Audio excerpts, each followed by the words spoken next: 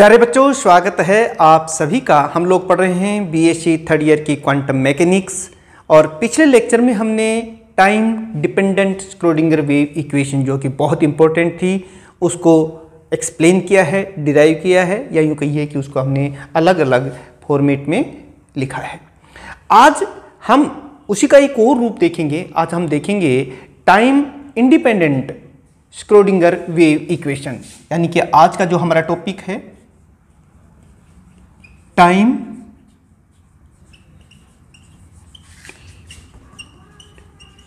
Independent कहिए इसको, या फिर हम इसे कह सकते हैं स्टेशनरी, क्योंकि जो टाइम पे ही डिपेंड नहीं कर रही तो इसे क्या कहेंगे,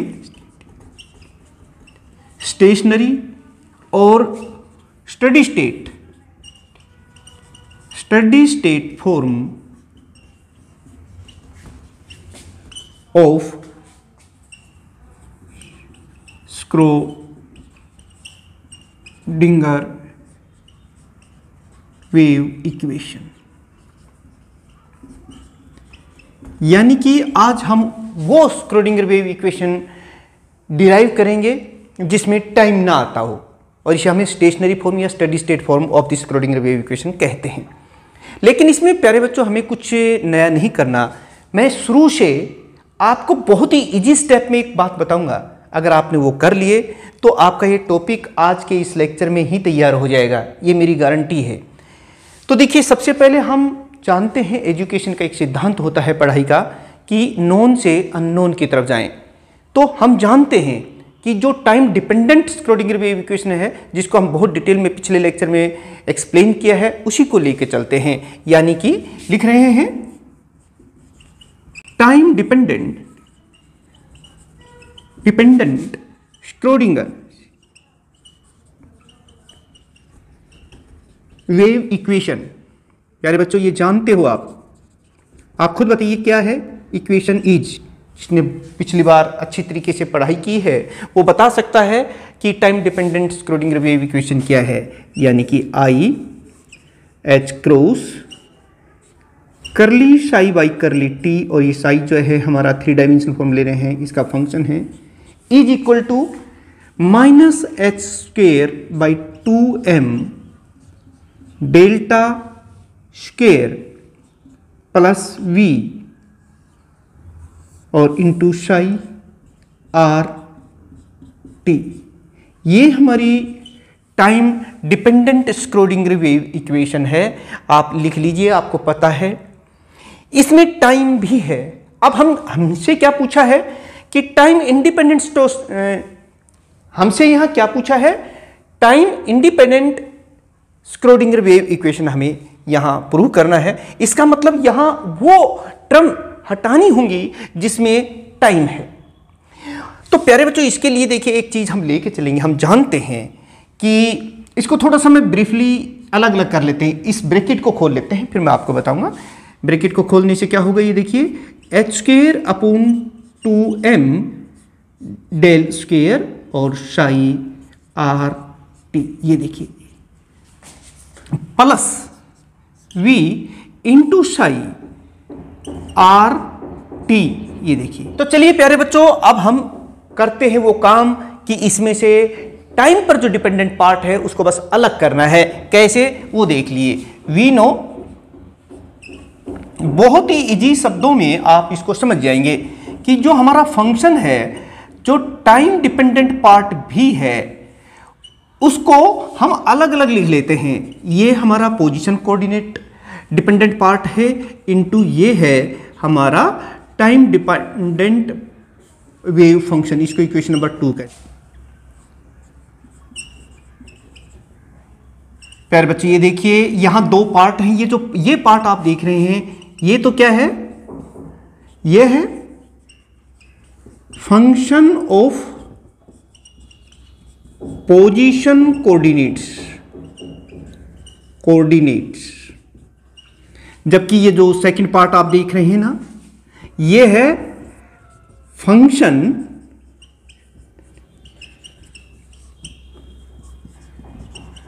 टाइम।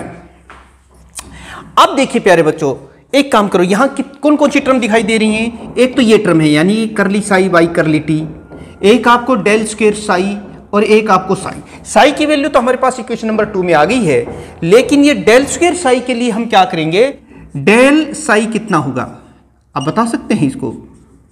क्योंकि ये जो डेल होता है आप जानते हैं कि ये एक्स वाई जेड का फंक्शन है, यानी एक तरह से तो टाइम पर तो डिपेंड करता नहीं है, तो इसलिए जो टाइम डिपेंडेंट पार्ट है उसको तो हमने एज सच लिख दिया, यानी कि करली साई टी, लेकिन इसके आगे हमने डेल ऑपरेटर लगा दिया है, तो ये हो गया psi R.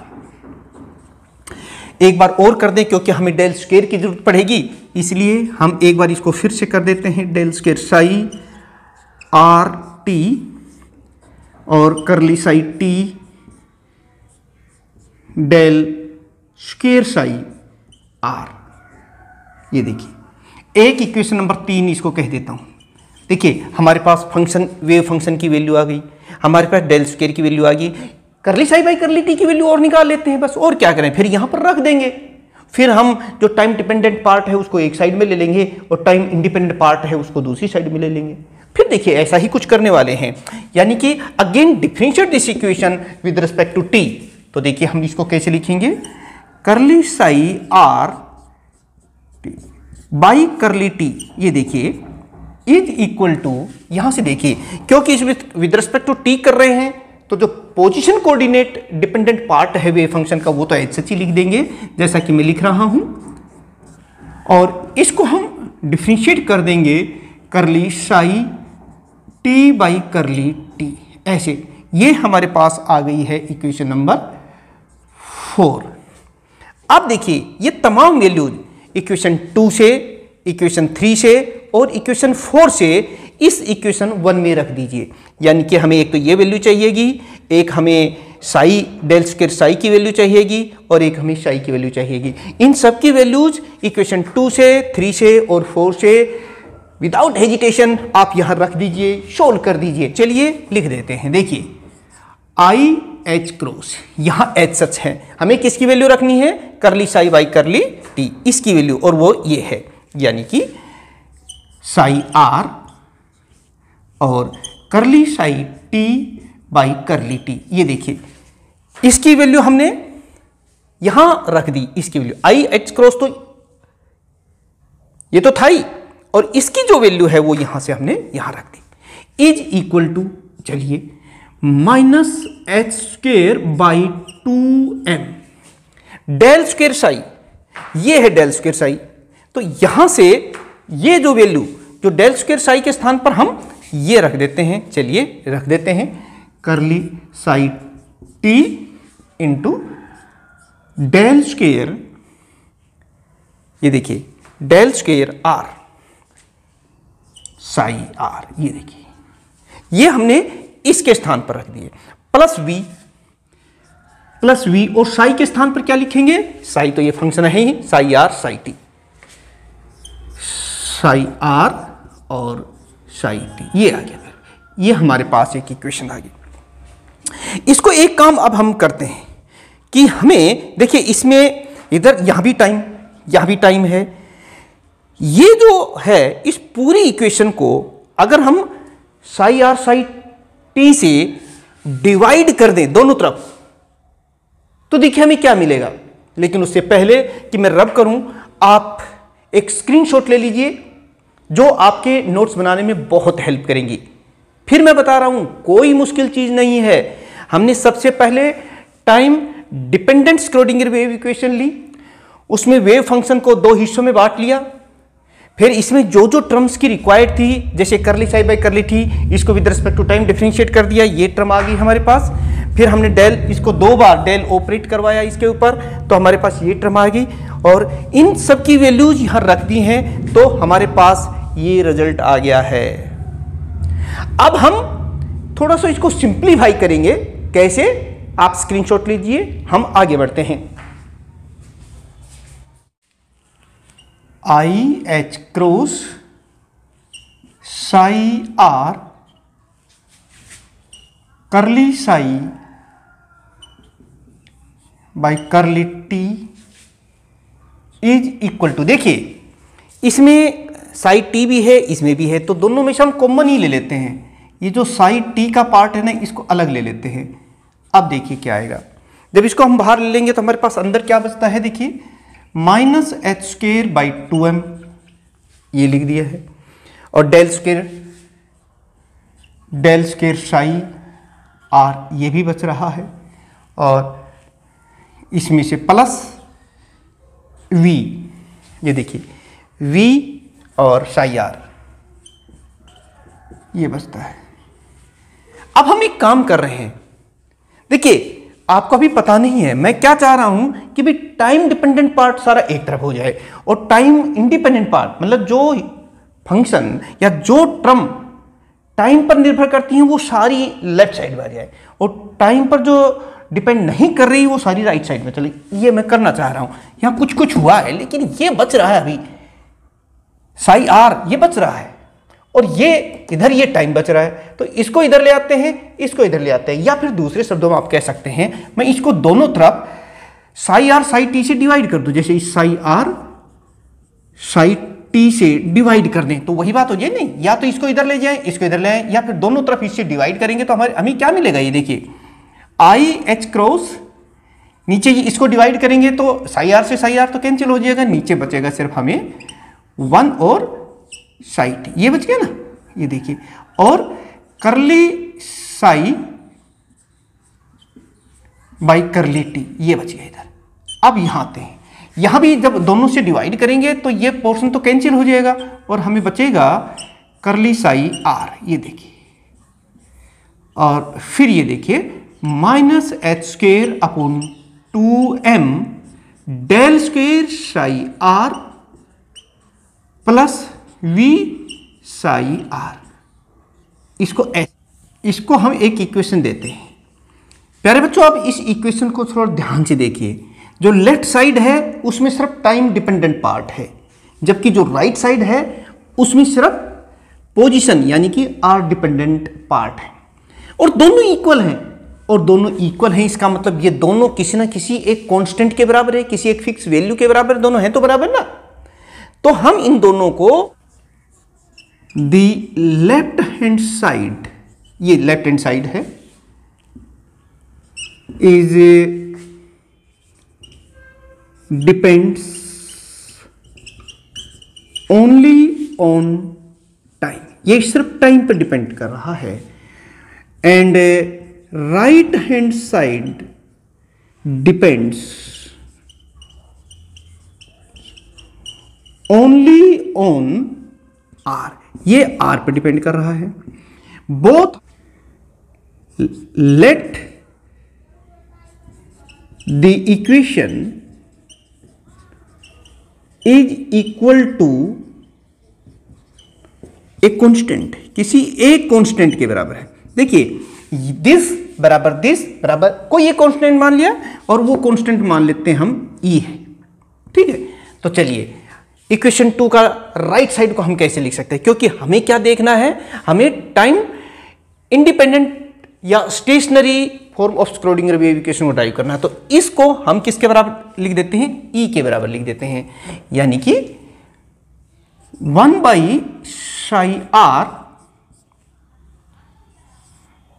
-h²/2m del square psi r plus v psi r, ये देखिए कुछ नहीं, ये पार्ट लिखा है, and this is equal to e, इसको हमने e के बराबर, इसको ये भी e के बराबर है, ये भी e के बराबर है, तो पहले हमने राइट साइड जो कि r का फंक्शन है उसे e के बराबर रख दिया है।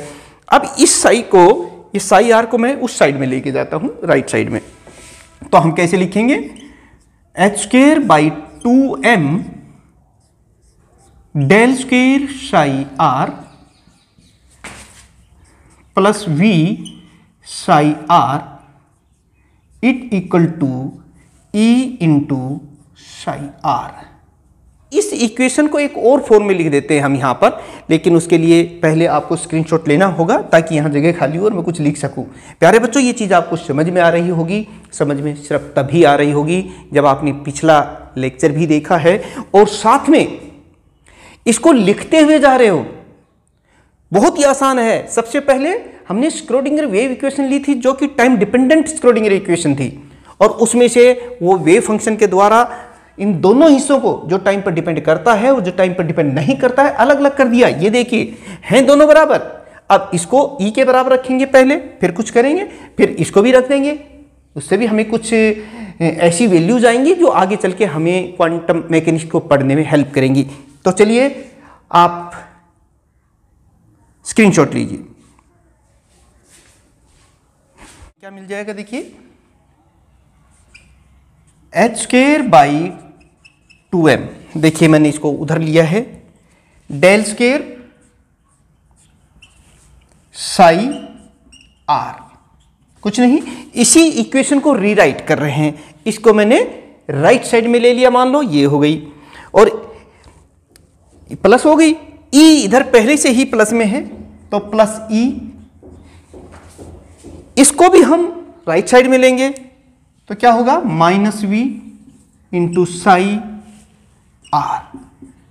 देखिए सारी टर्म्स को हम एक तरफ ले आए हैं, तो ये इक्वेशन बन गई ना। आप देखिए, या यूं कहिए कि हमने इसको इधर ले लिया, माइनस साइन कॉमन ले लिया, दोनों तरफ जीरो के बराबर होने से हमें पास ये इक्वेशन आ गई।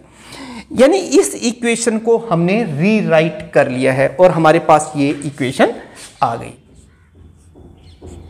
पहले एक बार फिर देख लीजिए क्या किया मैंने। ये माइनस इधर लिया, प्लस हो गई, ये पहले से ये, और ये भी उधर ले लिया और इधर रह गया जीरो। समझ गए? तो अब देखिए, del square psi r plus, अब हम इसको 2m by h square into e minus v into psi r. प्यारे बच्चों देखिए, ये जीरो और ये एक और इक्वेशन हमारी, मान लो इक्वेशन नंबर 3 आ गई। आप देख रहे हैं इसमें कहीं पर भी टाइम नहीं है। इसका मतलब ये जो स्क्रोडिंगर वेव इक्वेशन है, ये है time independent Schrodinger wave equation in 3 dimension. आप लिख भी सकते हैं, equation 3 gives time independent Schrodinger wave equation. ये देखिए, और क्योंकि ये 1 डायमेंशन में ना डेल ऑपरेट कर रहे हैं, आर ले रहे हैं, इसका मतलब है इन 3 डायमेंशन, 3 डायमेंशन। तो प्यारे बच्चों, इस तरह से आप time dependent Schrodinger wave equation से time independent Schrodinger wave equation लिख सकते हैं जो आपके सामने है। और नए हो तो सब्सक्राइब कर लीजिए, ये काम आपको करना ही होगा, क्योंकि अगर आपका लक्ष्य है पूरे मार्क्स लेना, फिजिक्स को अच्छी तरीके से समझना, तो इन दोनों ही चैनल्स जिनका लिंक डिस्क्रिप्शन में है उनको आपको सब्सक्राइब करना होगा। चलिए स्क्रीनशॉट लीजिए। अच्छा प्यारे बच्चों, इसी को हम एक और रूप में भी लिख सकते हैं। जैसे इसको हमने किसके बराबर रखा है, ई के बराबर रखा ना, तो देखिए इसको हम ऐसे लिख सकते हैं कि minus h square by 2m plus v. ये देखिए, इसको ब्रैकेट से कर लेते हैं, और इंटू साई आर है। देखो साई आर इसमें भी है, इसमें, इसको हमने बाहर ले लिया ये, और इधर ई है, ये इसके साथ मल्टीप्लाई हो जाए तो ये हो जाएगा ई साई आर। ऐसे लिख सकते हैं ना। अब यहां पर देखिए, ये जो चीज इसके अंदर है ये आपकी जानी पहचानी चीज है। ये है हैमिल्टोनियन ऑपरेटर, यानी कि h psi r is equal to e psi r. मेरा मतलब ये है कि हम अपनी time independent Schrodinger wave equation को इस तरह से भी लिख सकते हैं। और यहाँ पर ये जो h है, इसके बारे में आप जानते हैं, h is equal to minus h square by 2m del square plus v is the Hamiltonian operator. ये देखिए, ये चाहे ऐसे लिख दो चाहे ऐसे लिख दो, ये दोनों ही हमारी time independent Schrodinger wave equation है। अब जो मैं बात कह रहा था कि ये एक पार्ट हमारा बचा हुआ है, ये भी ई के बराबर है, इससे वेव फंक्शन की वैल्यू हम कैसे निकालेंगे वो देख लेते हैं। आप स्क्रीनशॉट लीजिए। लेफ्ट हैंड साइड, प्यारे बच्चों अभी तक सारी बात हमने कही थी कि ये जो है ये ई के बराबर है। अब हम बात कर लेते हैं, हमारा जो लेफ्ट साइड है भाई ये भी तो ई के बराबर है, इससे हमारे पास वेव फंक्शन आ जाएगा। यानी कि हम इसको ऐसे लिखेंगे I H cross 1 by psi T, देख लीजिए curly psi by curly T, ये टी का फंक्शन है and it is equal to E. देखिए ये वाला फैक्टर ई के बराबर। अब ये आई एच क्रॉस है ना, इसको नीचे लेके जाते हैं तो हम इसको कैसे लिखेंगे 1 बाई साई टी, ये तो इधर रह ही गया है, और curly psi T by curly T, ये देखिए and it is equal to E तो है यहां पे और नीचे चला गया है आई एच क्रॉस। देखिए ये आई एच क्रॉस की टर्म को मैं नीचे ले गया हूं। अब हम एक काम कर रहे हैं, आई से मल्टीप्लाई कर देते हैं और आई से ही डिवाइड कर देते हैं, तो फिर हमारे पास क्या बचेगा वो देख लीजिए। देखिए आई आई आई का स्क्वायर हो जाएगा ना, और वो -1 के बराबर होता है, तो ये हो जाएगा minus I by H cross और ई। ठीक है, ये आ गया, ये हमारे पास एक इक्वेशन आ गई है। अब हम इस इक्वेशन को दोनों तरफ इंटीग्रेट कर देते हैं, on integrating both sides, integrating both sides, दोनों तरफ इंटीग्रेट कर दीजिए। जब इसको इंटीग्रेट करेंगे तो क्या आएगा log साई टी। क्या हम जानते हैं ना 1 बाई एक्स का इंटीग्रेशन क्या होता है log x, वही हमने लिख दिया है यहां पर, इज इक्वल टू, यहां से देखिए इसको इंटीग्रेट करेंगे तो माइनस आई बाई एच, ये तो रहेगा ही, और इंटीग्रेट करेंगे तो टी हो रहा जाएगा। क्योंकि कोई लिमिट्स नहीं है इसलिए कांस्टेंट ऑफ इंटीग्रेशन हमें लगाना पड़ेगा, और वो हम लगा देते हैं log e और साई 0, ये मान लेते हैं। ये वाली इक्वेशन आई।